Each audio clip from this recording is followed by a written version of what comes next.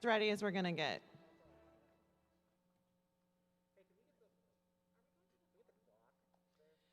Can you turn on a clock?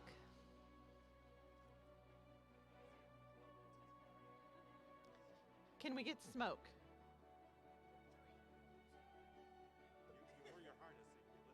Fire. What can we do? You call.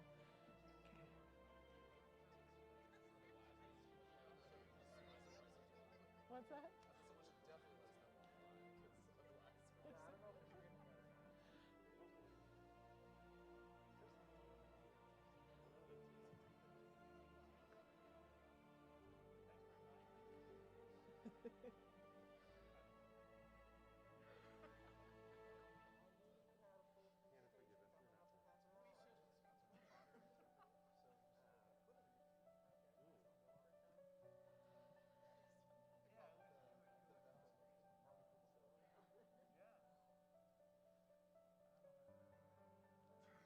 Should I start? Okay. Thanks, bro. Good morning. We have the student life staff here together in Belcher Center, and we know that you all are dispersed out across campus and maybe from home watching this right now.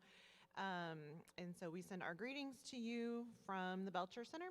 And what this time is for is really just for you to get to know the student life staff that will be working with you here on campus, and have some time for you also to ask questions that you may have.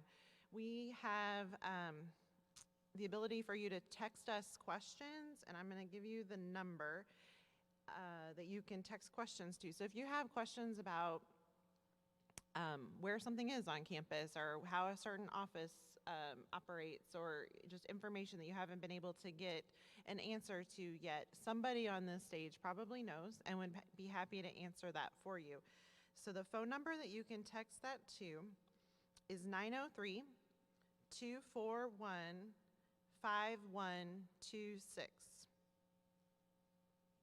I'll say it again. 903-241-5126.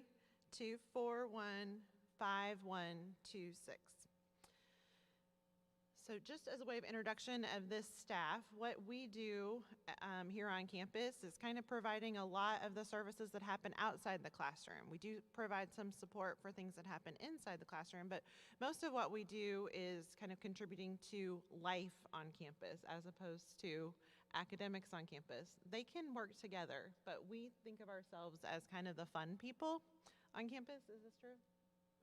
Yes. Okay. We're kind of quiet this morning, but we think of ourselves as the fun on campus. And so we try to provide you with opportunities to get to know other people, opportunities to serve in leadership, opportunities to serve in ministry, go places together, get to know people. Those are the types of things that we're doing on campus. And so we're just going to introduce our staff. Our main office for student life is upstairs in the Allen Family Student Center. If you've found the game room yet, you're really close to us. So you just kind of pivot a little bit and you're going to see the student life main office. That is where I work, and kind of the main staff that you can find there are on this slide. So I'm the Vice President for Student Affairs, and I oversee what student life does, and I serve as the Title IX coordinator for the university as well, and we'll talk a little bit more about what that means tomorrow. I've been at LeTourneau for almost 7 years now, and I have a PhD in Student Affairs and Higher Education from Kansas State University, and that's where I worked earlier in my career in residence life and in career services, and I have 4 kids. So I took about 8 years where I was not working before I came to LeTourneau, and I had those 4 kids, and I'm happy to say I still have those 4 kids. They're doing great. The oldest is 15, or almost 15. Collective grown, I should hear, because I can't believe she's almost 15. 13, 9, and 7, and they started school yesterday. And so we've been in Longview for about 7 years, and we love it. We're so glad to serve here at LeTourneau. So I'll have Steve Kahn come and introduce himself.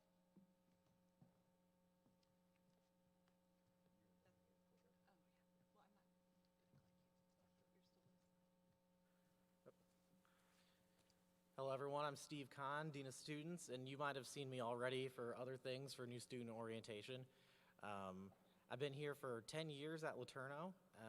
This is just celebrating my 10th anniversary this August, so that happened quickly. I have 3 kids, Carson, who's 5, Mackenzie, who's 3, and Parker, who is 1, and currently giving my wife a very hard time at home. And yeah, I get to do a bunch of different things here. I work with student leadership, I work with new student orientation, I do care and conduct, which is really just helping, supporting students, either whether it's they're going through a hard time or they need to develop some new wisdom. Either way, I'm here to help students. And yeah, I love being here, and I know that this has been the weirdest orientation. If orientation has been weird for you, it's been weird for me too. I've done this 10 times and it's never looked like this before. But we're happy that we're doing it, we're happy we're in person, and I'm happy you're here. So, and if you're not here, I hope to see you soon. Thanks.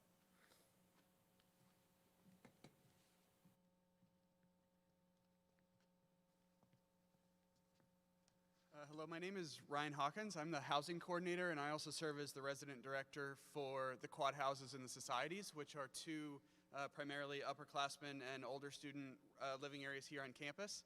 But primarily how I can be of assistance to you is if you have questions about your room assignment or your meal plan or anything like that that your RD can't answer, feel free to shoot me an email and I can help you out. You'll probably be getting a lot of emails from me as we get toward the end of the semester about, hey, here's how to make sure you still have a room for the spring. Or when we get to March, hey, here's how to make sure you still have a room for next year. So if you have questions or anything like that, I'm your guy, and my office is near Stephen Christie's in Student Life. Thanks.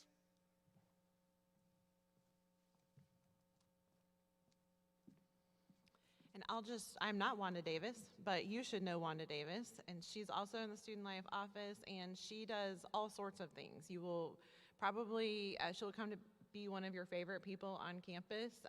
She just helps support all the activities that we're doing. She works a lot with students who are coming in for clubs and orgs questions, and she's a notary, which is helpful information to know. She will know where all the lost and found items are on campus, and just a general answer any question you have. And she usually dishes out a lot of hugs. We're a little bit limited on hugs this year, but we hope to get back to hugging status within a good time. So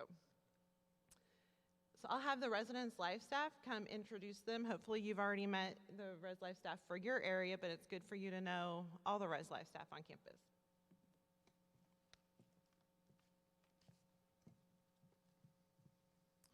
Hi, my name is Ben Galler, and I'm the Director of Residence Life, which means I oversee all of the resident directors who oversee the residence halls.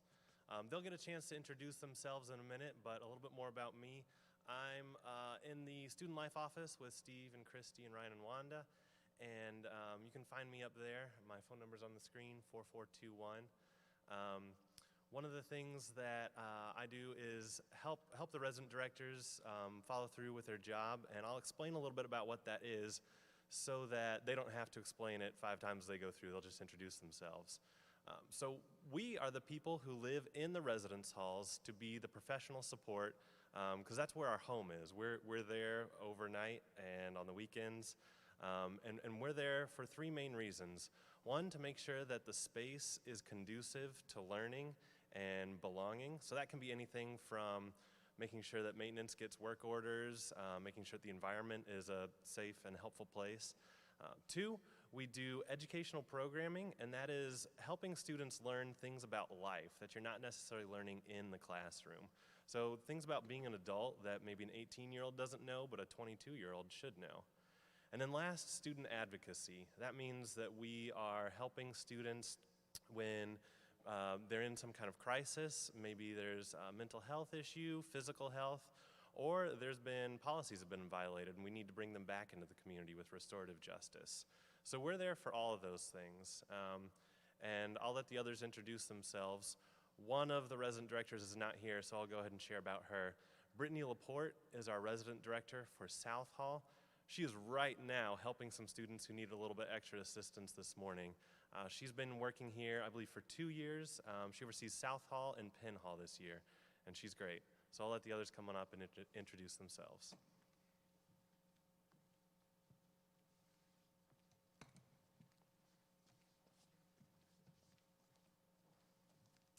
Good morning. My name is Julie Caldwell.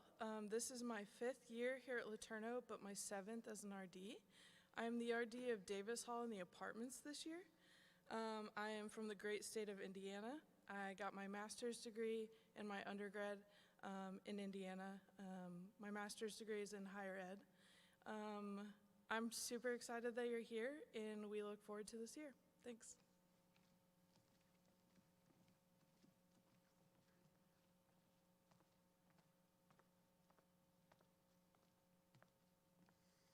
Hello, I'm Griffin Gardner. I'm the Residence Hall Director for Thomas Hall and Tyler Hall.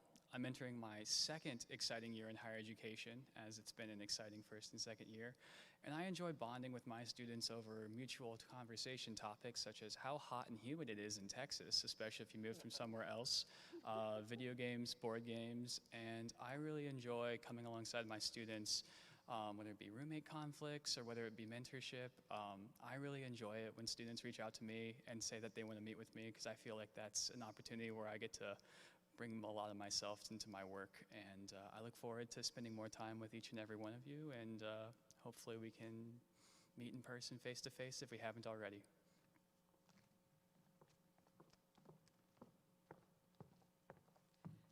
Hi y'all, my name is Caroline. I am I've been living in Houston and working as a civil engineer.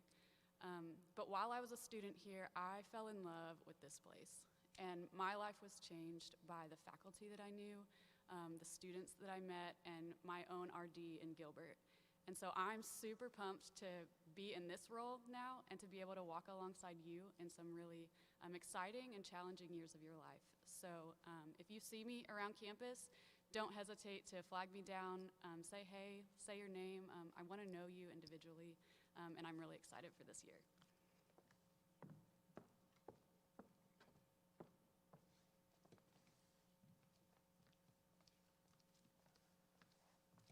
Hey y'all, I am Hannah Eisen. I am the coordinator for student programs, and that essentially means that I supervise the groups of students in charge of hosting activities for you guys. So I oversee the students on the Yellow Jacket Activities Council, which around here we just call YAC, and they host events from movie nights to the one that's coming up next Friday called Stomp, which is our clubs and organizations fair, to laser tag and all kinds of things.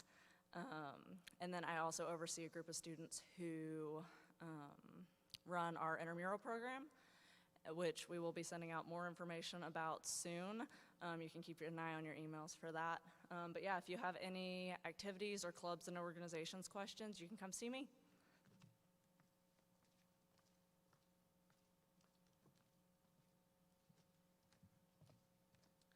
Hi, my name is Jake Hall, and I'm in charge of Commuter Support, Commuter Relations. I graduated here from LeTourneau in 2017, and I was a commuter student, so I know what that experience is like, and I enjoy connecting with commuter students here, getting them plugged in on campus to everything that's going on. I do that through communication, letting the commuters know about our services, our events, different things on campus, and then also hosting things specifically for commuters. So that will look a little different this year, but we'll be getting creative with some ways to engage you guys. And I'm also here to answer any questions that you have here for support. My office is in Student Life, and you can reach me through email at any time. So I love LeTourneau, and I look forward to meeting you guys. Hey, Jake. I actually had some questions for commuters right now. Okay. Questions about Commuter question. the Commuter Lounge and the Student Center open to commuters this year, and what are some things in the Commuter Lounge or things that we offer, for commuters? Yeah, the Student Center is open like normal, just with spacing, and we already have the seating spaced out and everything. And then the Commuter Lounge is open as normal also. We do have things spaced out there as well. And we're also gonna have the media room, which is right across from the Commuter Lounge, open for commuters during the day from 8 to 5. So commuters will have a couple spaces there. And then within the Commuter Lounge, there's a fridge, a microwave, coffee pot, things like that. kitchen, so you guys can make yourself at home there, study there. And then we also offer lockers, so you can rent a locker up at the Student Life office, and you can have that till you graduate if you need a place to store your books and things like that while you're here on campus. So I think that covers all that. Thanks.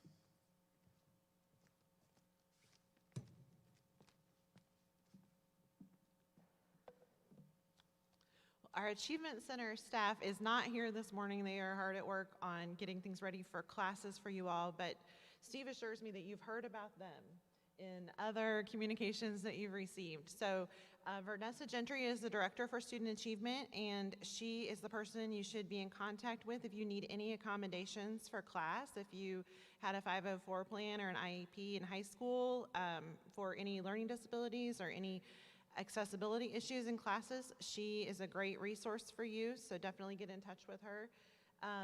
Debbie McGinnis oversees our tutoring and academic support and does an awesome job with that. So we have tutoring available for any subject on campus and supplemental instruction available for usually about 13 classes per semester. All of our tutoring and academic support is free, so you do not have to pay to access it. You just have to let us know that you need it, and we will make, Debbie, I will not, but Debbie will make sure that you have that available to you. And Stephanie Johnson is the coordinator of that office, and they just make a great team and are willing to help you. Study skills, strategies, time management, anything that you need to kind of help you be a better student, that's what they are there for. Our Writing Center provides support similar to what I just described, but specifically for writing. So if you have, you want help on a paper, or you're working on even things like a grad school application or a resume, resumes more career services, but essays that you have to write, they are, they have student tutors available to help you with that. And so always take them up on it. If anybody ever offers to help you with a paper, say yes. Because your writing is only going to get better through this type of experience. So you can make an appointment up to 24 hours in advance, and then they have drop-in services available Sunday through Thursday in the evenings. So you can just bring a paper, bring something on your computer to work on with a tutor and get some additional writing support. Erin Brown is the director of that area and has student workers ready to help you with your tutoring needs for writing. Jasmine, come up.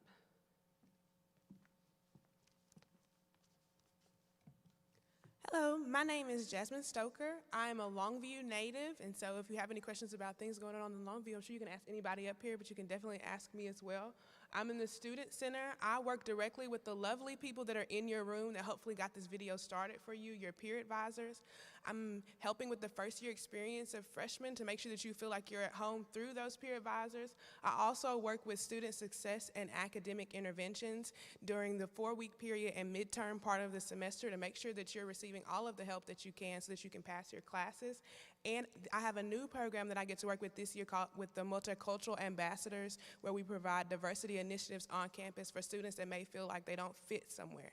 And so if you have any questions about any of those things, please do stop by and see my office. I'm in the Student Life office upstairs.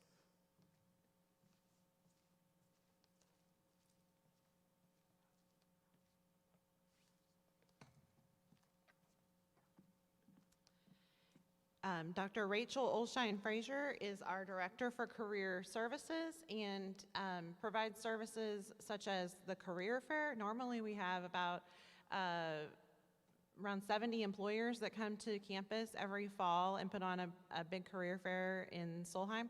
We hope to get back to that at some point, but this year she's done great work in coordinating a virtual career fair. So many of the employers that work with us all the time will be recruiting students virtually for internships and full-time jobs. She also helps with part-time job placement or looking for summer work, resume writing, interview skills. They put on an annual career skills banquet where we learn to eat like professionals and dress up and have polite conversation, which you may need to do.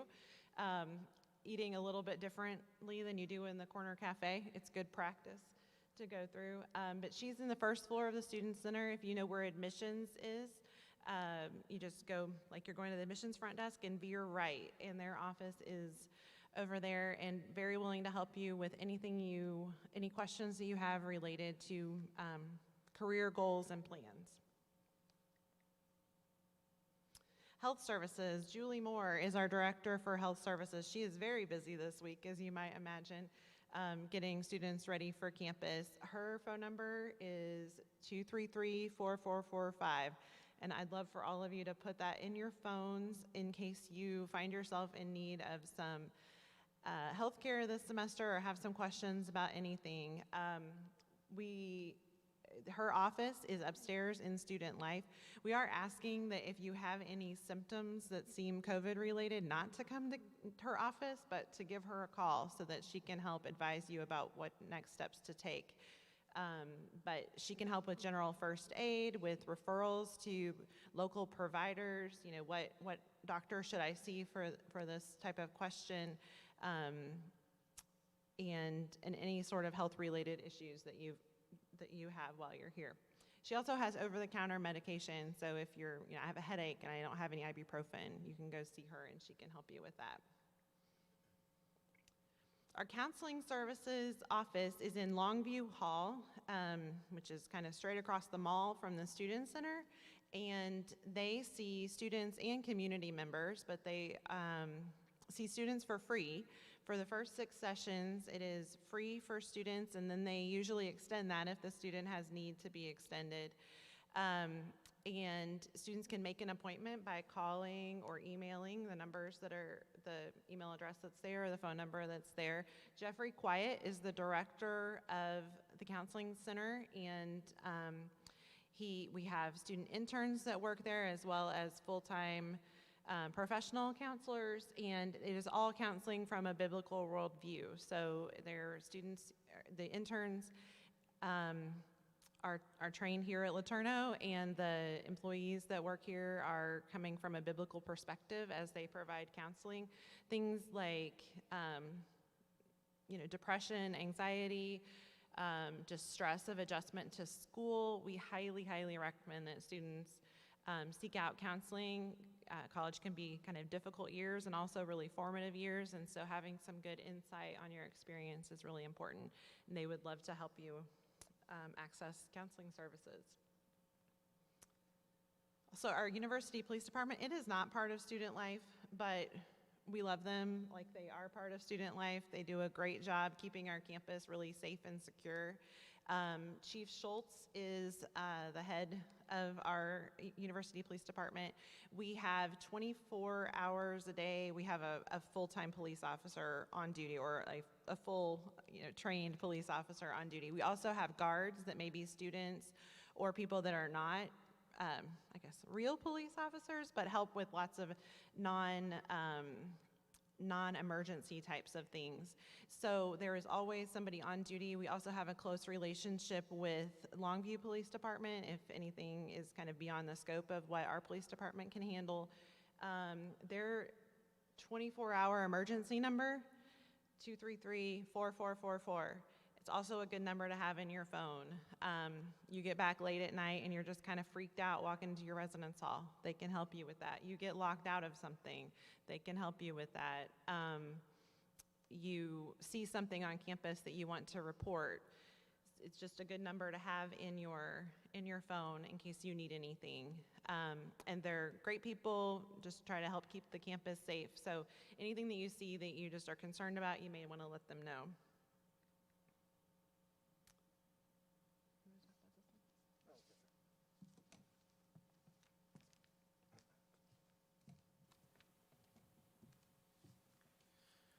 So we do have a number of athletic and sport-related things that we'll still be offering here and doing at LeTourneau University. Now, as a lot of you have probably already found out, disappointingly, the fall season for our conference for NCAA athletics was postponed. And so I'm sorry for all of you fall athletes that came here excited to start your sport. I know there's going to be more opportunity for that in the future. So when I start saying, I usually say, hey, come to our first soccer game, come to our first volleyball game. And we're not going to get to do that yet, but we will. So everyone hang in there. We're going to have sports at LeTourneau. We normally do, and we will. But we have 13 NCAA sports. We have over 200 student athletes. So a lot of times when people think of LeTourneau, they say, hey, you've got a lot of engineers there. You got a lot of aviation students. They say, yeah, we have a lot of athletes here too. They make up a big part of what we do here. We're NCAA Division III. We're part of the American Southwest Conference. We also have fitness classes and a gym, workout room, pool. These things are open this semester. We will still be using them, making use of them. Pool's open, weight room's open. We are obviously going to have, social distancing measures in place in terms of, how close people are and wiping down equipment and things like that. So it will look a little bit different than normal, but you can still get your pump on or whatever it is that you do. We actually have good fitness classes that are the same ones that are offered on the Loop. Katie Zappizzotti is our coordinator for fitness programs, and she facilitates either herself personally or getting other people to teach. We've got body pump, body combat, a lot of these things that people pay money to go do at the gym on the Loop, you can come here and do for free, and we are still having those. Right now we've got a certain amount of them, and if we find that because of social distancing we're not able to get enough people in the room and supply is not meeting demand, we'll add some more because we want students to be able to do that. But yeah, come please check out Solheim and see all the things that you can do there, because we know that especially now being active is important, and it is sometimes too hot to be active outside. So come be active inside at Solheim.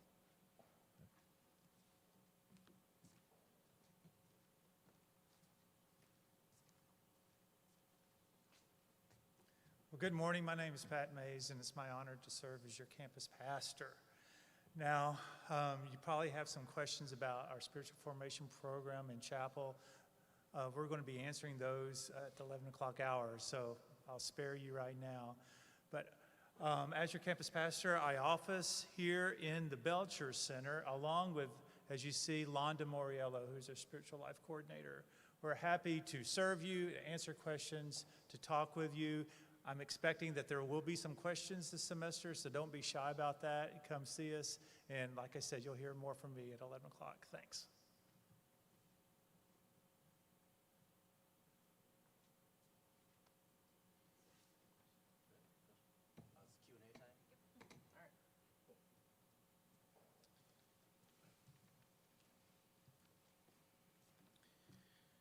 All right, so I've gotten a few questions coming in. I've been trying to keep up just by texting, and I've been able to do some individually, but I thought some would be good just to address with everyone.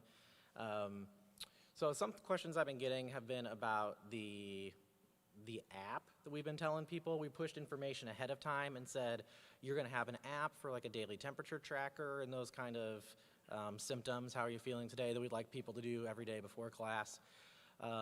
Yep, we have not forgotten that. As it turns out, the app is being, well, we already knew this, but it's being developed by the company that we contracted with. And so they're still working on it, and they're gonna have it soon. We're gonna have a solution in place. So at the moment, if you do not have, an app or a way to do that, you're not missing out, you're not doing the wrong thing. We haven't gotten that to you yet. And when we do, we will make sure that we blast the information. We'll make sure we push it to you very proactively. You're not gonna miss it because we're gonna want you to have it. Same goes for, we've just started up mobile ordering for the cafeteria that you can have an app and you can order your food ahead of time, and you have to order 24 hours in advance. And when you do that, they'll be able to have your food ready for you so you can just come up and pick it up. That just got started. We got information on it yesterday. So if you're also saying, hey, I don't know how to do that yet, I understand. We're gonna be pushing that information to you as well. We're gonna get that out there. You haven't received it yet, but you will, and we'll make sure that everyone knows how that works as well. Some questions about chapel. How does Saga order to go work? Yep, we will let you know soon. Some questions about chapel. I know that Dr. Mays is going to actually have a chance to talk about that in more detail later, because our very next session is Culture and Legacy of LeTourneau, and we're going to talk through just what it means to be a part of LeTourneau, and chapel is a really big part of what it means to be a part of LeTourneau. So we will talk about that with some more questions. Yeah, Solheim, I've got a lot, wow, this is really coming in now. A lot of questions about building hours and things like that. Right now, campus isn't technically open yet. We've arrived early for orientation. Campus hours should be on the Buzz. That's the app that I hope that you've all downloaded by now. The LETU Buzz in Google and Apple, stores. And you can also check on our website if you don't have a smartphone and those kinds of things. We have all of our hours posted. They should be regular this year, or they should be posted as well. Some things may not be open yet today. Somebody got a question about the library, but we should be fully operational as of the first day of class. And yeah, a lot of good stuff. Oh, someone said that everyone would get a chair. Did you not get a chair? Everyone should get a chair. Yeah, so they should have been in your room when you checked in. And if you're a commuter, you can come and get your chair from the commuter lounge or come to Student Life office. We've got a bunch of chairs that I'm trying to get rid of because they're clogging up the commuter lounge. So come get your chair. We'll give you one. Yeah. So, and questions about the schedule, about just in general, like where do I find things like, schedule for Thanksgiving and Christmas break and all those things. So I'll just tell you now, we're going until the week before Thanksgiving. So the last day of class or things you would be doing would be Friday, then there's a weekend, and then the week of Thanksgiving, you'd be home. Is that right? 20? Yeah, okay. Anyway, so I'm telling you that specifically. It's the 20th. There we go, the 20th. But for all other questions beyond just that one specifically, we've put it in the back of the guidebook. We put kind of important dates for you to know. And anytime you want to know something, you check the academic calendar. That's sort of like the official LeTourneau calendar for important dates. That's online. Whenever I'm looking for something on the website, there are probably other ways to do this, but I go to the Google bar and I go letu.edu, academic calendar, and pull up what happens. And that will give you all of the really official things like opening, closing, start, stop, finals, when can you drop classes, when do you add classes, all those kinds of things. So that's a really important website for you to get familiar with. And then obviously getting some questions about COVID and COVID-related things. And there are a few of those. So what if we get a second wave of COVID, or what happens if this, what happens if that? Will we change this in the future? Will we, and the question is that we don't know. We are working as hard as we can, and we've been consulting with other people. We're asking what other schools are doing. We're trying to stay in contact with local health authorities, state health authorities, looking for best practices from the CDC. We take all this information in, and then we do what we think is wise in the moment. And I recognize that that's not really an answer, but it's because I would never have predicted that we'd be here, and here we are. I would have told you it would be ridiculous to think that we would have ever closed down in the spring, and we did because we had to. So we really are doing everything we can because we want to be in person. We do not want your academic experience to be disrupted. We want everyone to graduate on time, and we want people to have a face-to-face experience. That is what we're going for, and we're going to do that as long as it's possible and we think that it's wise. And, as circumstances change, we're just going to keep doing what we think is possible and what we think is wise. How many notifications do I have? About 47. Thanks for asking. And, a lot of things have come in, and I guess I feel like I've tried to address most of them. Specific things about books and things like that. About the Hive, I would let you know about the Hive. Oh, and Pat, I think I have a question about prayer and praise. Do we know yet about what prayer and praise is going to look like for sure? Okay, we're not 100% sure yet on prayer and praise. We do still want to, for the record, for students who don't know, prayer and praise is a specific name of an event. I'm not talking about generally the idea of prayer on campus. I don't have a plan for prayer. You can pray however you want. Go for it right now. It's not canceled. Neither prayer nor praise is canceled. But specifically the gathering called prayer and praise. That's a student-led thing where the students will get together on Sunday and pray and sing together. And so we know that's a priority. We want it to happen. So we don't really have plans of. We're working on it, and I think we'll find out more information about it later. So. Can you talk about Communicator as a good resource to get updates on all of these? Yeah, that's a really good thing.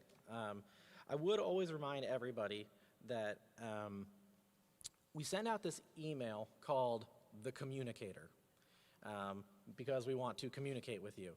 And I have found that students, it's very common, there's a lot going on, there's information at a lot of places. It really is hard to keep track of everything, I know it. And so when students say, well, I wish there was like one place where people would just like email me information that I want to know. And I'd say, well, actually, we do that every Monday. It's called the Communicator. Have you been checking that? And I say, oh no, I thought that was spam. So there is an email that comes from us. It's called the Communicator. You should get it every week.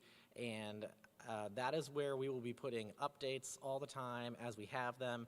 A lot of it will be about events. This is what's going on this week. This is what's going on, in chapel. Here's what's going on for this program. But also, if we had some announcements or said, hey, prayer and praise, we know when it is now. It's scheduled at this time. Then that's a great place to come see that. Also, we put things on the buzz, and that's kind of more of like a resource that we just try to keep current. But those are really good ways to keep in touch. Check your emails, read your emails. That's just a life lesson for LeTourneau students. That's our official way to communicate with you. We try to be helpful. We try to be available. I mean, if students have my cell phone number, sometimes they text me, or sometimes people do reach out via Facebook or things like that. And we're open to receiving communication, but we're not necessarily sure we're always going to be available those ways. And officially, our official LeTourneau communication comes through your LETU email. Some of your admissions counselors and people may have been emailing you at your whatever Gmail account before you came to college, but now that we've started here, we expect people to be checking their LETU email, and that's where you get official information. So, question about, just in general, is there any IT people able to help us with student IT issues and things like that? So there is a number I'm going to give you, so we're going to write this one down, 903-233-3500. So 3500, that's the extension. And that's our IT help desk, and so there should be someone there to help you. We do have a person. IT has got a building at the back of campus where you come bring in hardware or things like that. There is kind of a drop-in place in Longview Hall where all the computer labs are. We informally call it the fishbowl because they're kind of behind this thing of glass. So there are people there who can help you with drop-in stuff. I'd call first because they might tell you, oh yeah, bring that in at this time, we can schedule that. Or they might just be able to help you really quick with something over the phone. So, IT. Okay. And then questions about, cool. All right, that's what someone texted me. Either Brooklyn Nine-Nine fan or community. Anyway, how often will COVID testing be available throughout the year? Where and how often? We will have rapid testing available on campus. And that will be for kind of an as-needed type of situation. We don't have another plan for doing a universal test. I don't have a plan currently for saying, hey, 1 month in, let's just test everyone again. This was a reentry measure, what we've done this time. And from now on, our plan is that it will be for people with symptoms or for people that we have very good reason to think have been exposed to a large extent. And so I would not, for the most part, be expecting more testing unless you or someone really close to you, shows signs or tests positive for coronavirus. And I will say, just to everyone who's here now, who's just arriving, this is everyone coming from all over the country, from all different types of places to come and be together in one pretty closely, densely packed place. That's a really vulnerable time for our community, and that's why we've gone through a lot of efforts to test everybody and a lot of efforts to do contact tracing and those kinds of things. What it's like this week, I don't anticipate it being like this, every week in the future. This is a really big effort to get started, and then the maintenance really is going to be different.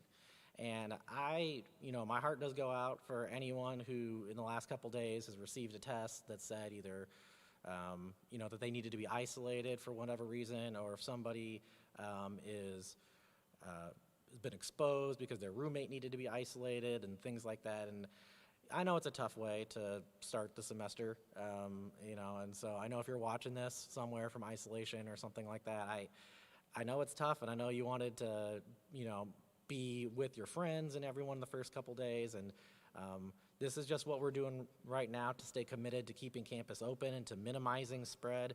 And I do think that we will, this semester is going to always look a little bit different.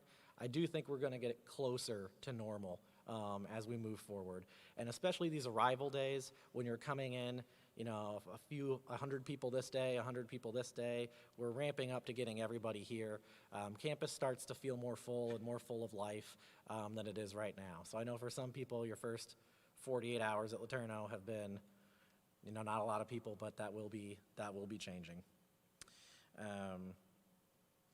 And then someone's saying, questions about reentry COVID testing in the spring.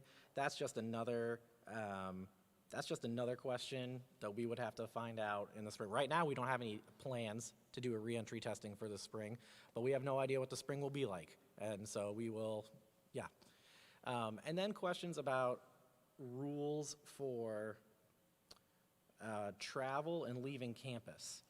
So you've probably heard that we're telling students and encouraging them to stay on campus, to minimize the spread and those kinds of things. So if you're a student who's been placed into isolation, because you are suspected for COVID or have COVID or those kinds of things, we're really asking you stay in the place that you are, whether that is at home or whether we've provided an on-campus apartment for you to stay in. We'd say just really stay put if you're in one of those situations. For everybody else, no, it's not a lockdown. It's not like those few weeks in America where we all kind of lock down in our homes. We ask that people be wise and that people think through what they're doing. So there's no rule about going out or leaving campus. We do want you to go to church. We do want you to have a life and be able to experience Longview. We want you to be able to get the things that you need. We do just ask that you be wise and you think about it. If you're going to a church, please follow the guidelines that church is putting out there for you in terms of if they've got social distancing protocol. And if you go to a church that doesn't have social distancing protocol and everyone stands 3 inches away from each other, and there's 500 of you packed into a very small space, maybe you choose not to go there because maybe that's unwise. So kind of something that Dr. Morgan has been saying that I like is think about if you're going to go do something and just say to yourself, if I were to come back and get COVID from that experience and I had to isolate or someone else had to isolate or I got sick, would I say to myself, yeah, that was a smart risk and sometimes things just happen, or would I be kicking myself and saying yeah, I really probably didn't need to go to that X, Y, or Z, or maybe I should have been a lot smarter about the way I did that. So there is some level of discretion we're asking you to use. We're not going to be tracking your comings and goings around campus. Travel out of state is also not banned. You can do that, but again, just want you to be wise. You'll think about, like what the travel looks like and where you're going.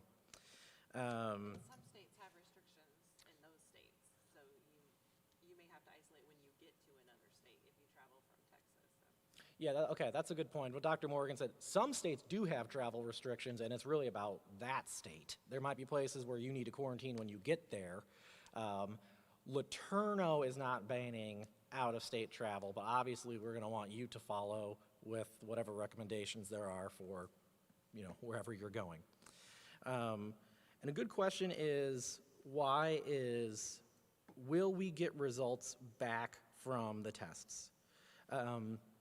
The answer is probably not on your test results for the I'm assuming you meant COVID tests, not your midterms.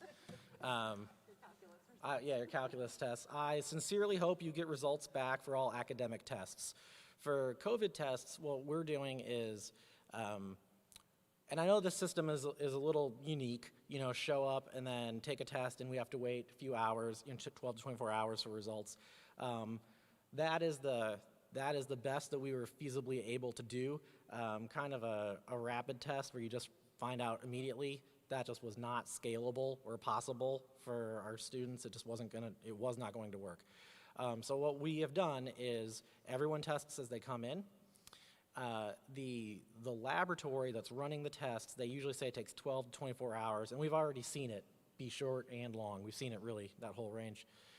They will contact our school nurse, who's our director for health services, and let her know immediately about anything that is, she'll get the results. She only shares with students then people that are positive or people who are inconclusive and we feel like are going to need to be tested again. So if you've been here 12 to 24 hours and you have not received any notification whatsoever, then that means that you're not going to receive a notification unless something strange happened where the lab calls and says, oh, this test was late, I'm sorry, but we don't really anticipate that. Which is why we ask students, when you arrive though, please do minimize your interactions with others until after that 24-hour window has passed. We recognize that you have a roommate, you are going to go to the cafeteria to eat, and so it's not the same thing as being isolated, but we just use your discretion. Please try to, if you're just arriving on campus today, please don't go to orientation activities until tomorrow. Please don't go, pile into a car with all your friends and go to Whataburger together. You can go to Whataburger later, but the first 24 hours, we really want you to stay to yourself as much as you can, because that's good for you and that's good for the other people in the community. And just as a note, as returners are starting to come back, you should also be aware that for your own sake, that you should be cautious around people who have just returned. So there may be, hypothetically, we're having, say, 300 returning students, move on to campus today, or something like that. And if you were to be really closely exposed with these students, and then one of them were to find out that they were positive for COVID, then we would say, well, who have you been in close contact with?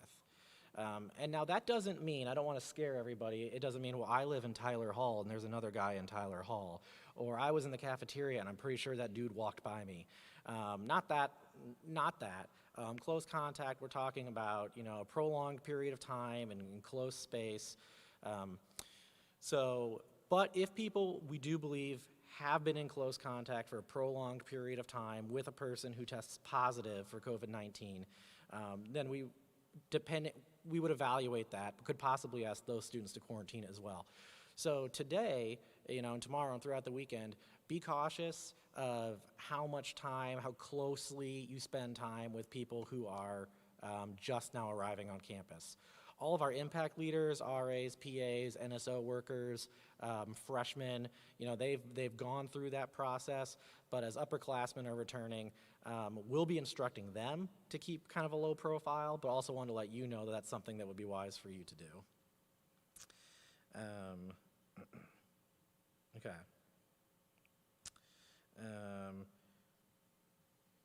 let's see. Do our student IDs need to be visible at all times, or I keep them in my wallet? Nope, there's no reason to keep your student ID visible at all times. The airport might have different things if you're like inside the airport and you're a pilot. So airport rules are what they are, and I think they would explain that at school-specific orientation, which is today at 2. Or 1:30 if you're a different group that's taking the bus earlier. You know who you are. But no, for most students, just have it handy because you use it to swipe into places, get into places, but it's not, we don't need it for identification purposes. Getting a persistent question. We're not requiring flu shot, are we? No. Okay. Yeah. There are other things that we're doing that we say are recommended practices. For example, the flu shot. We recommend that you get the flu shot. You do not, it is not required. So it's not a rule. I will not be checking up on you or penalizing you for not receiving the flu shot. I would, though, really recommend to everyone, not just because, well, yes, for public health safety and those kinds of reasons, but I want you to think about this as an individual student. Even if you're not too worried about the flu, you're not the type of person who usually cares about the flu or the flu shot or that kind of thing, like, I'll be fine. That's true, you know, but because of the way we're being cautious about the spread of coronavirus, flu symptoms and COVID symptoms look very similar. You could be needing to stay home for an extended period of time because you're showing symptoms, you be removing yourself from class. Now more so than ever, you need to be cautious about how you keep yourself from others. And so if you get the flu, it's gonna be extra inconvenient this year. I would just say that kind of all the way around. And so you're probably not getting the flu would be smarter for you this year than usual. So even if you're not a flu shot person, it's a good idea. Yeah. And then I really need to let us go. There's some closing thoughts. I'm excited. I got a lot more questions than I thought I would. This is exciting. I will say some questions about clubs and orgs. We are going to have, Hannah, when is Stomp? Okay, PM? Next Friday? Yeah. Next Friday, we're having an event called Stomp, which used to stand for something and now it doesn't anymore, which is an anacronym. That's our word for the day. Anachronism? Anyway, we're going to talk about that later. Anyway, so we're going to talk more about that later. But Stomp is an event where you get to go around and see all the different clubs and organizations. People will be able to kind of say, hey, come join our club, learn more about this. We've normally done that in a pretty tightly packed place where you get to go to all the tables and they're close together. Instead, we're doing it in a very spread out way. We're doing it in the soccer field or the intramural field. And we're doing it later in the evening because it's hot in Texas. But there'll be more information on that. That's next Friday, so the first Friday of classes. You can come and receive information on our clubs and orgs and those kinds of things. You can also read about it in the Communicator, so be checking your email for Communicator updates. Anyway, I'm going to wrap this up now for the Q&A. I will continue to have this phone with me. I will say that if the questions continue to come in at the same rate that they are right now, I don't know that I'm going to be able to keep up with them, but I'll make some efforts. Okay, I will answer one more because this seems like a good one for everyone to hear. How do classes work while in isolation? So this year we've been very intentional with faculty. The provost office has communicated this. People are going to be streaming classes or recording classes and putting them online, and they're going to be much more accepting of absences. We kind of understand that a lot of students are going to be missing class because we were asking you to stay home or stay in your room if you have symptoms of really anything. We're just being incredibly cautious this year to help slow the spread. So faculty know that on a given day they could have more people absent than usual. But that's not the same thing. I was speaking with a student already who says, I don't want to miss the first week of class. You know, if something happens, if I get, you know, if my test comes back this way or that way, I don't want to miss the first week of class. You're not missing class. You're taking class virtually. And I recognize that's not as fun. We would rather be in class in person. But by having people step out for a week at a time to take classes virtually. What we're trying to make sure is that we're not all doing class virtually for an entire semester. And so the camera guy's nodding. He's like, yeah, I did that last year. I don't want to do that again. So if at any point you are asked to step away for a week or 14 days or something, that is, I'm sorry. I know that's no fun.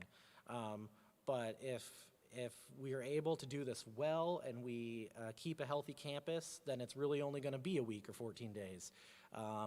If we don't do this well and we don't keep a healthy campus, then it would inevitably have to be the rest of the semester would be like that, and nobody wants that.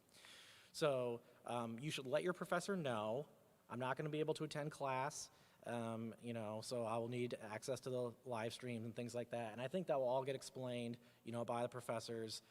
We have a system set up for that. And just so you know, we're not sharing your information. There's a need-to-know basis, and it's usually people are just being told, so-and-so can't be here today. So if someone's in isolation, we're not telling all your professors or telling everyone, hey, this person tested this way, and that's why this is happening. We're just saying, so-and-so can't be here. They're going to be keeping to themselves for a while. And everyone knows it probably has something to do with some health-related thing, and that's about all that they can know for sure. And then they will just act accordingly. And so we're trying to keep your information private, and we're also trying to make sure that people know if you're missing that there's a reason that you are, and that's all we share. That being said, I think I'm done taking questions here for now. Dr. Morgan, or does anyone else have anything else they'd like to share? Okay. Well, stick around, those of you who are, well, everybody. There's about to be another, I hope that, the next thing applies to all of you as well, so there you go. So we'll take a brief refreshment break. You can do whatever. And we're going to be back here in just a few minutes doing the culture and legacy of LeTourneau, where Dr. Morgan and Dr. Mays are going to talk about kind of what it's like to be a member of our community at LeTourneau. And I appreciate you all for watching. I appreciate your questions. And we will be around in student life. I'm Steve Kahn. All of our email addresses are first name, last name @letu.edu. So if you can find somebody's name, you have their email address, and you can send more questions to us. Check with your PA or your orientation helpers. I think they've got a lot of good answers too. Anyway, thank you, and look forward to seeing you more in person later. So I'm waving, yeah. Like we're ending a Zoom call. Yeah.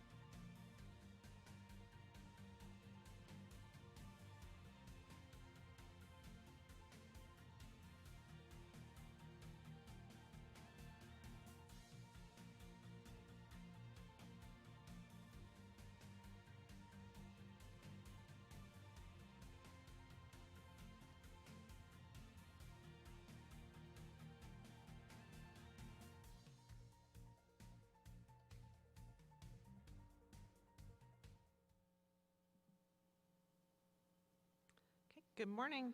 It is good to be back together with you, those of you who were with us in the last session. Just took a little break and we're coming back to talk about culture and legacy of LeTourneau, and that's what you're seeing probably in your program guide. But what I kind of call this session is becoming a community, because LeTourneau really is a community. We work together in a way that all of our actions kind of have an impact on other people here on campus, and we're very aware of that, and we try to help build in some practices and some habits and some steps that help us to be accountable to one another. And a lot of what we're going to talk about today are the ways in which we intentionally form community. And I think it goes back, when we talk about culture and legacy, it's important to think about who RG and Evelyn LeTourneau were and what kind of legacy they left us with. So Dr. Lunsford talked in our welcome ceremony yesterday about RG LeTourneau and what his legacy has meant to us and what he founded this school to be. And I think some principles that really stand out to me about his legacy that endure today. There are some things that we don't do just the same way. I mean, Ma LeTourneau used to cook dinner for all the students. We don't do that anymore. We have difficulty scaling to that level. So there are some principles that they abided by that we don't really do anymore, but these are things that endure that I think you will see here on campus, and we want to endure. First of all, being God honoring, that everything we do, we want to be honoring to God, and we want to do things in a way that honor God.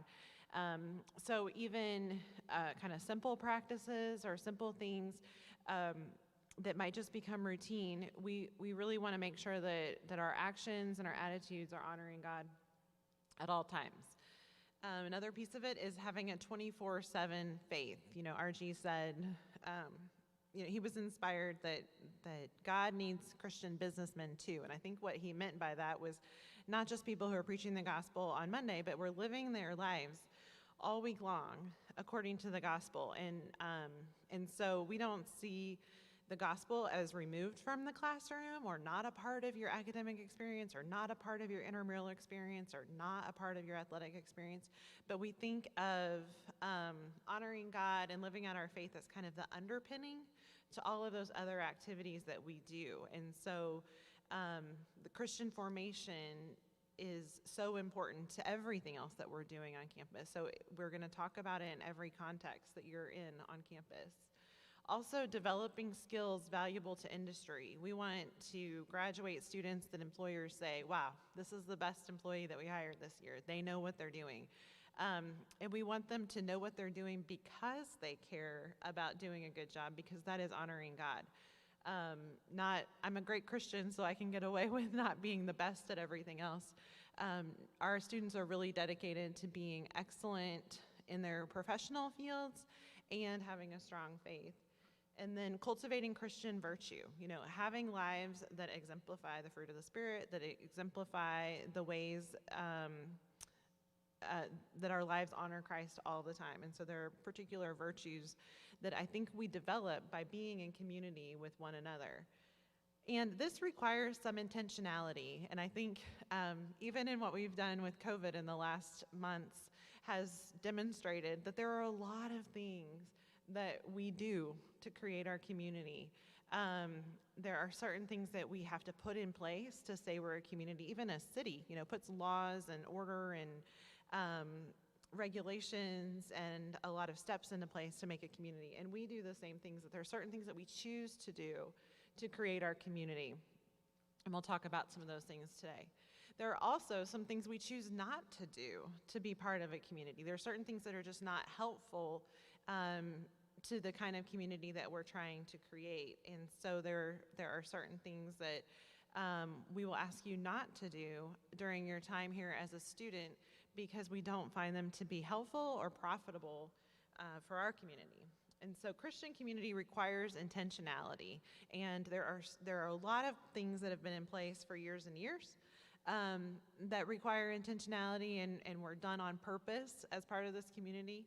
There are also things that we've done just even this summer intentionally because we want to be able to build a healthy and safe community. So one of the scriptures that I find helpful in thinking about this is 1 Corinthians 10:23 through 24. It says, I have the right to do anything, you say, but not everything is beneficial.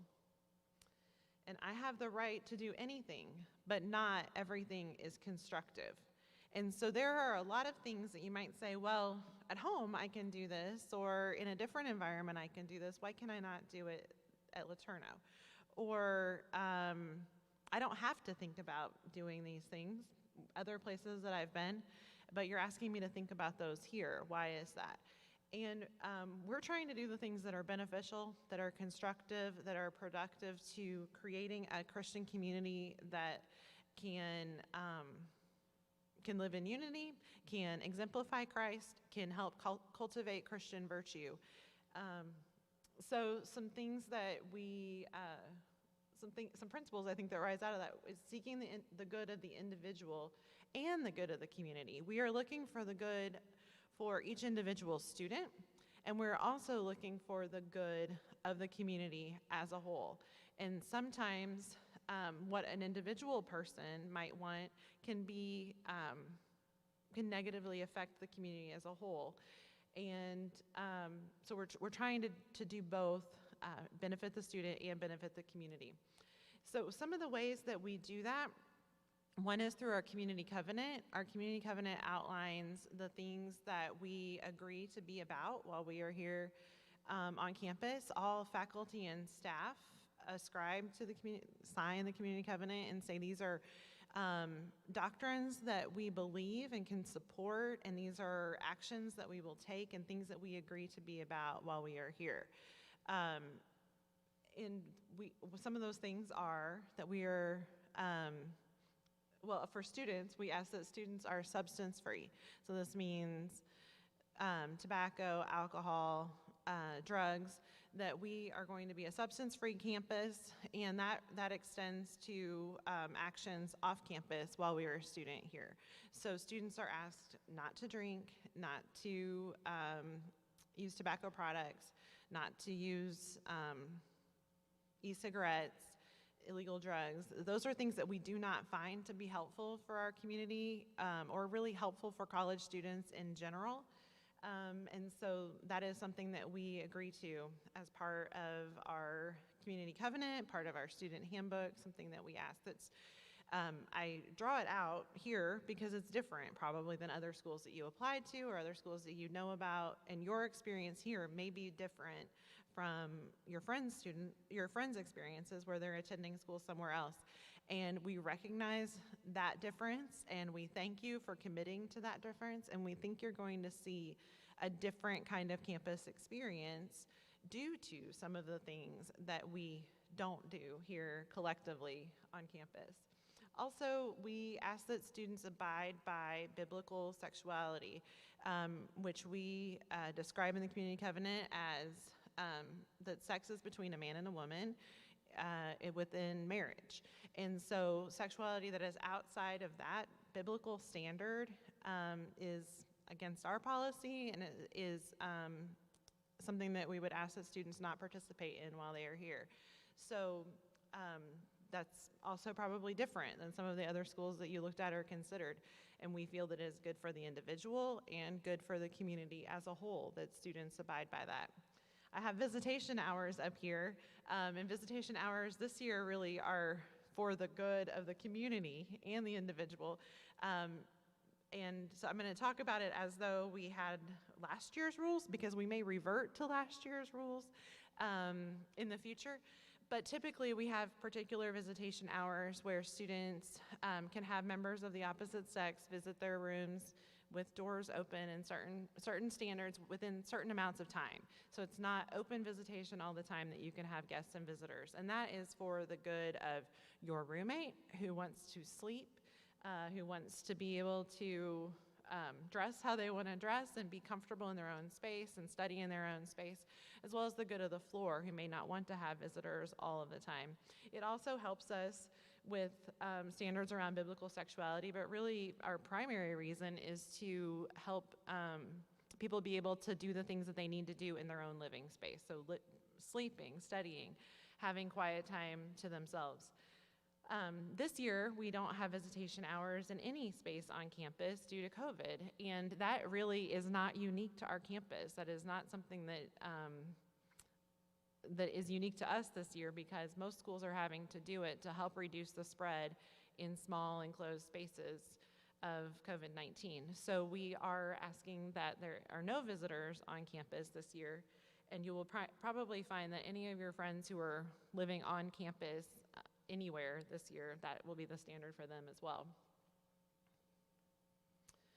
So some specific things kind of come up under this when I talk about this every year, but I think particularly in the age of COVID-19, there's a lot more to think about in terms of community and things that we kind of have to think as a whole rather than an individual. Like we were saying in the last session, Steve was kind of describing if people have to go into isolation for a while and miss class for a week, that hurts as an individual to have to not be in class, and there is some loss there. But a person taking that action is helping out the community by potentially not spreading illness further and being able to continue classes on ground. Engaging in safety practices like wearing a face covering, washing your hands, doing all those things is some extra work, does require some sacrifice on the part of the individual, but does go a long way in helping the community as a whole be able to continue to operate in a way that serves most of the people most of the time. But we do expect that there are times that people will be inconvenienced by these practices, and that you would say, this was different than my experience last year, or different than it would have been outside of COVID, and we recognize that. I think every employee also recognizes how our jobs have been changed and shifted related to COVID, and so there are just certain sacrifices that we're asking you to make that are in that community, the covenant of care that you've seen in your Canvas course and in the student reopening guide that we sent out to you, that kind of describe the practices that we ask you to take and the standards that we're going to hold people to help us prevent the spread of COVID this year. So Pat's going to come talk a little bit about spiritual life and what chapel is going to look like, because I know that's a big question for a lot of you.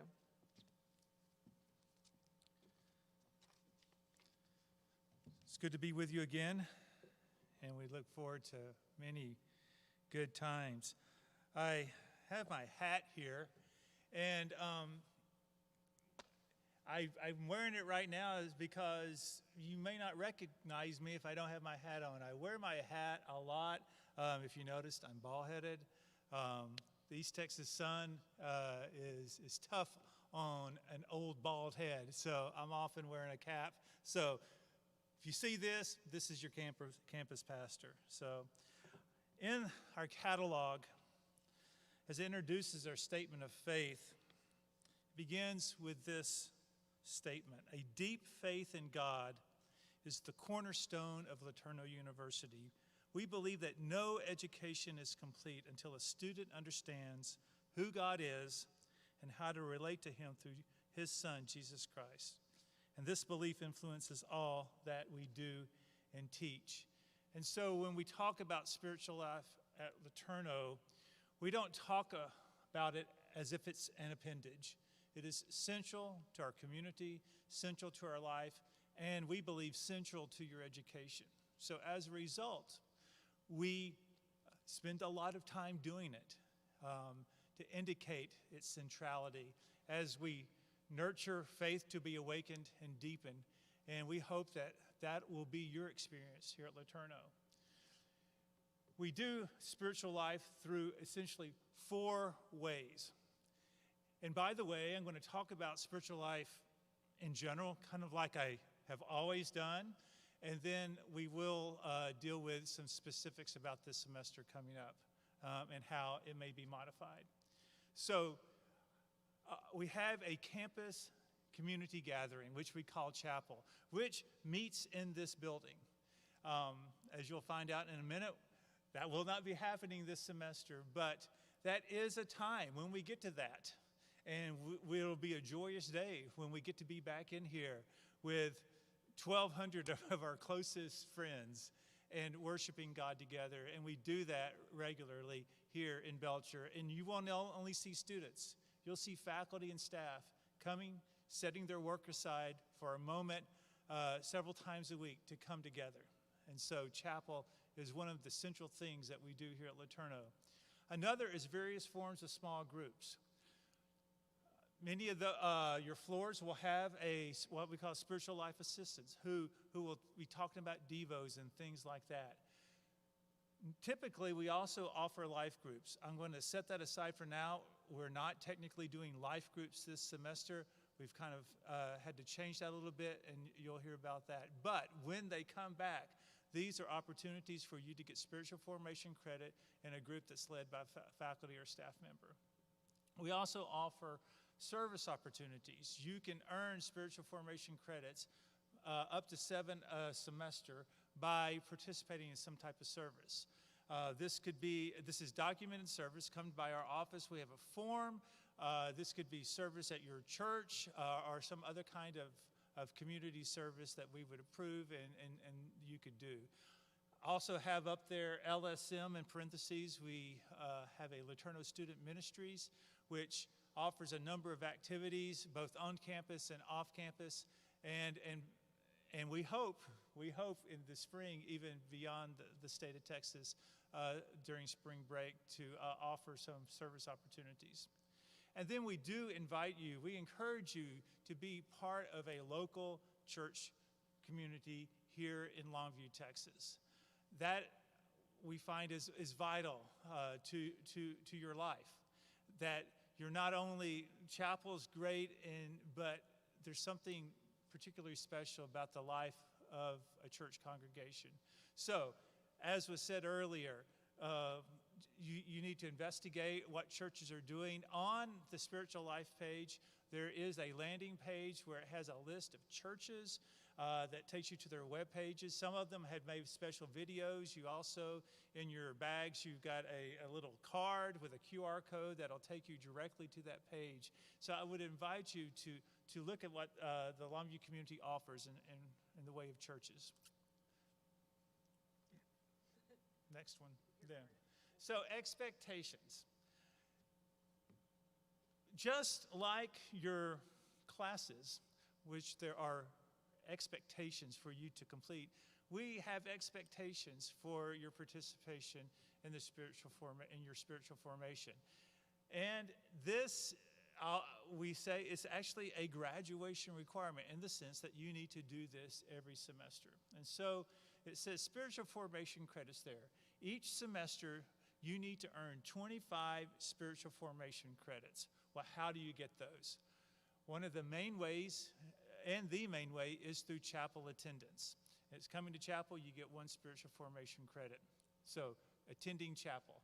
The other, typically we have life groups. I'm going to hold that conversation for right now because that's not happening this semester, and I'll tell you what's happening instead. And the other is spiritual growth opportunities. Those are the service opportunities that I had mentioned to you just a minute ago. You need to do 25. Of those 25, at least 18 have to be chapel. All 25 can be chapel if you so choose, but at least 18 have to be chapel, and you can do 7 either life groups or other opportunities. But let me get to the specifics of this semester on the next slide, because some of that's a little bit modified. First, I want to tell you I'm really excited about our theme for the fall. Our theme comes out of Philippians 2, where Paul is encouraging us to be unified in love and humility in the person of Jesus Christ. And we're calling it capital R, capital E, colon, as like you see the email that tells you the subject line of the email, repurpose. So as we reboot school, we're looking at what is our purpose. And what we're finding and what we will discover is that our purpose actually has not changed. As we as I read that statement at the beginning of my talk, that a deep faith in God is the cornerstone of LeTourneau University. We've already recorded our first chapel that you'll be able to view next week, and Dr. Lunsford does an excellent job of kicking us off in that theme. You'll hear from myself, you'll hear from Dr. Morgan, Dr. Stephen Mason, and also our School of Theology faculty is going to be talking to us this semester. So we're really excited about this theme. Now, chapel itself. As I've already mentioned, because of we need to restrict from gathering in big groups like 1,200 people. So we're not meeting chapel in Belcher this semester. Chapels will be recorded. There will be one chapel recorded each week. It will be uploaded into a CHAP 1000 course, which you will find in Canvas. And by the way, if you haven't figured out Canvas and your LeTourneau email, now's the time to do that, because this is our course management system. This is how your professors will communicate with you. So in Canvas next week, probably on Monday, you will suddenly see a CHAP 1000 course, and you'll be asked to accept it. You need to accept that course. In it, we will begin to upload videos as we record them each week, one per week. You need to watch the video, and you will be asked to take a quiz on the video, the chapel, the content of the video. It'll be a 10-question quiz, and you have to score at least 8 out of 10 or 80% in order to get one spiritual formation credit for that week. Now, you say, well, what if I don't score enough? No worries. You can take that quiz as many times as you want to until you score that 8 out of 10. So it's a check to make sure we have to be accountable that you have watched the video, but it shouldn't be too difficult to, at least on your second, third, or your 100th try, to at least score 8 out of 10 on that. I hope, besides just checking off the quiz and getting that complete, that you'll really pay attention to what's being offered in chapel. As I said, we're excited about that theme, and you've got some great LeTourneau people who are going to be sharing with you through that. So, one spiritual formation credit for each completed quiz. There will be one per week. Now, I mentioned that we're not doing life groups. What we're doing instead, we're calling chapel pods. Each student will be assigned to a chapel pod. Okay, catch that. Each student will be assigned to a chapel pod. And you will be hearing, by the way, chapel pods are small groups of 20 or less who will meet together and be led by a faculty or staff person from LeTourneau University. These small groups, the leader will decide that they may be leading a discussion about that week's chapel theme. They may be actually offering their own kind of study. But we hope that these groups, in the absence of meeting together, will provide some type of personal touch to your spiritual formation. They will meet once a week on either Monday, Wednesday, or Friday at 10:35. If you're new to LeTourneau, Monday, Wednesday, and Friday at 10:35 is our regular chapel time. That's already carved out of the schedule, in which you have no classes. It's given to chapel. So once a week, you will need to meet with your chapel pod at a specific time. These chapel pods do not start until the second week of class. We thought it would be a good idea for us to get going with class before we start the chapel pods. So next week, you will get an email from your chapel pod leader. And that chapel pod leader will tell you when and how you will meet.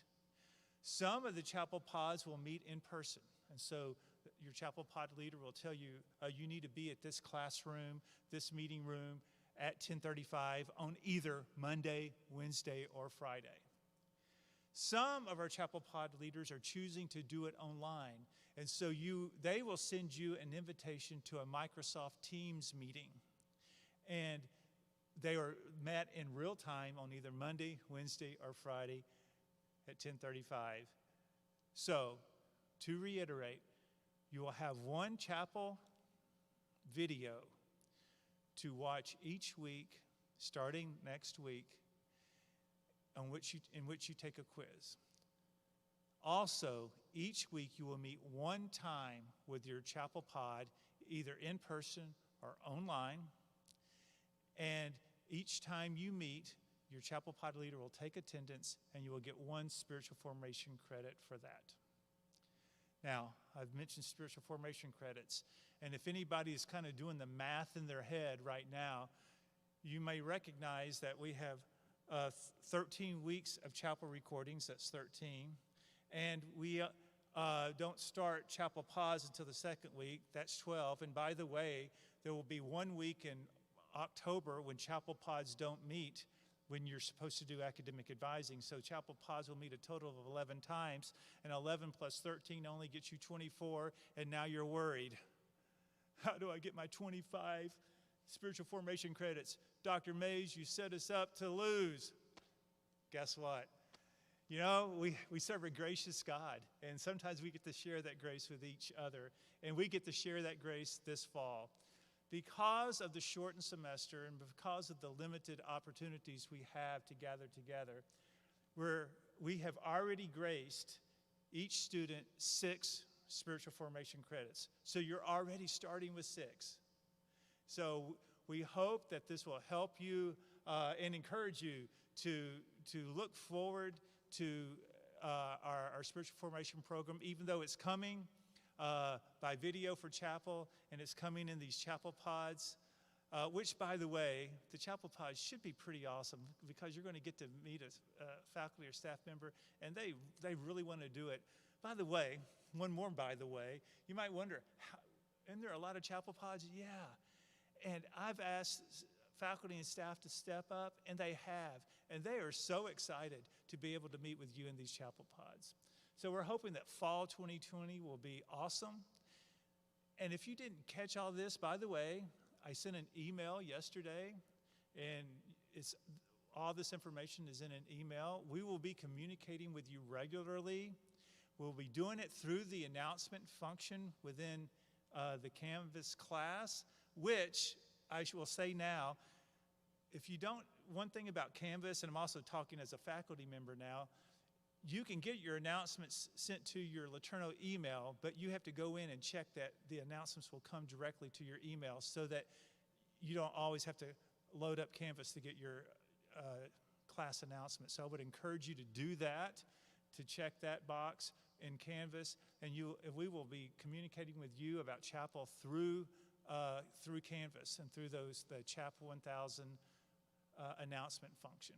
And so if that's not enough, we office here in the Belcher Center, myself and Londa Moriello, who's the Spiritual Life Coordinator.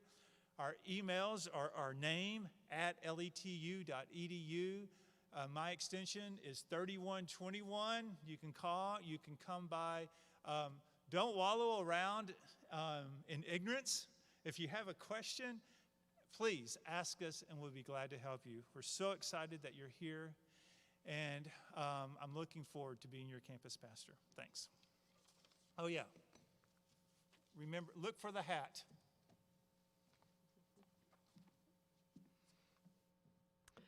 Okay, well, I hope that was helpful to you. I know there's been a lot of questions about chapel, and I think it will all become very clear as you all work through it.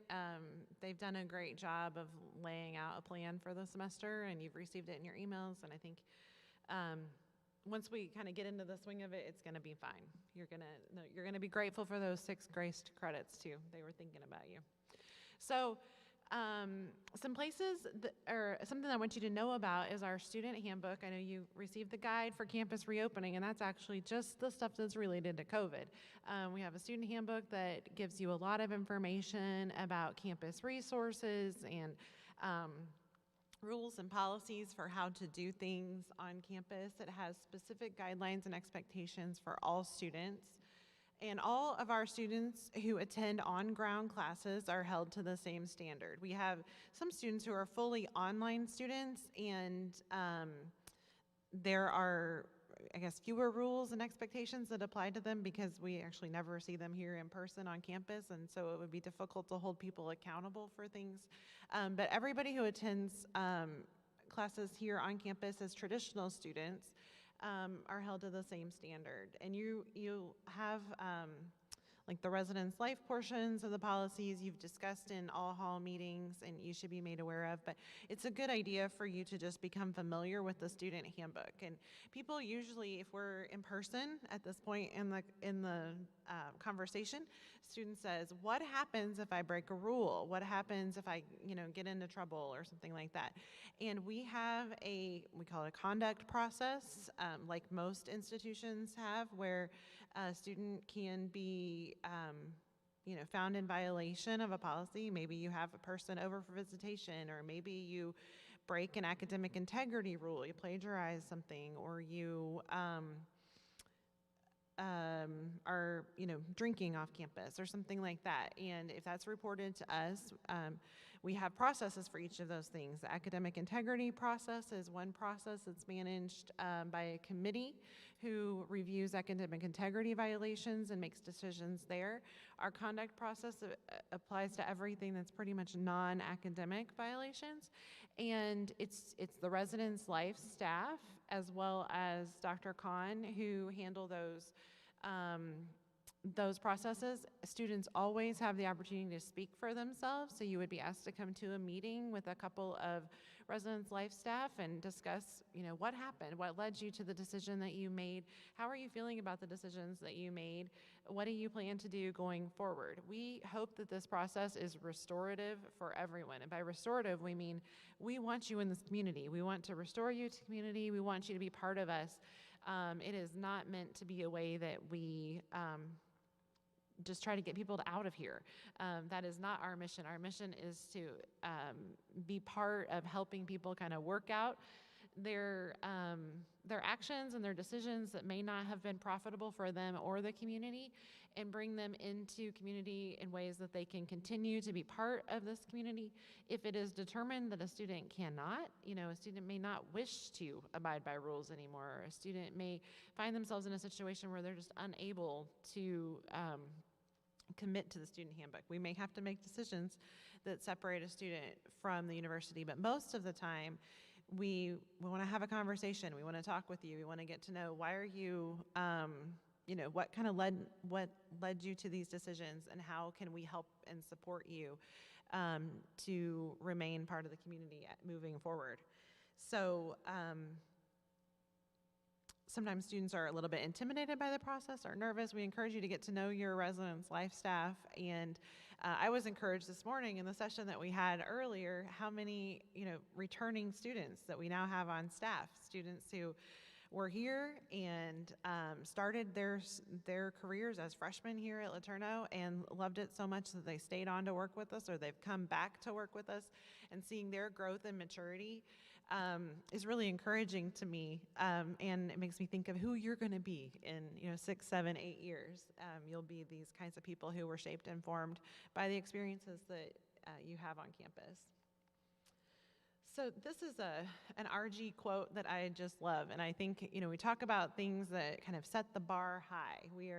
We expect really good things of you. We know that we recruit and accept really exceptional students who want to make a difference in the world, who are thinking about their actions and the effects of their actions on other people, and so you may feel like, gosh, this is a lot. They expect a lot of me, and we do, but not from a legalistic perspective, or not from a perspective that seeks to belittle you for things, but because we think that you don't want to be ordinary.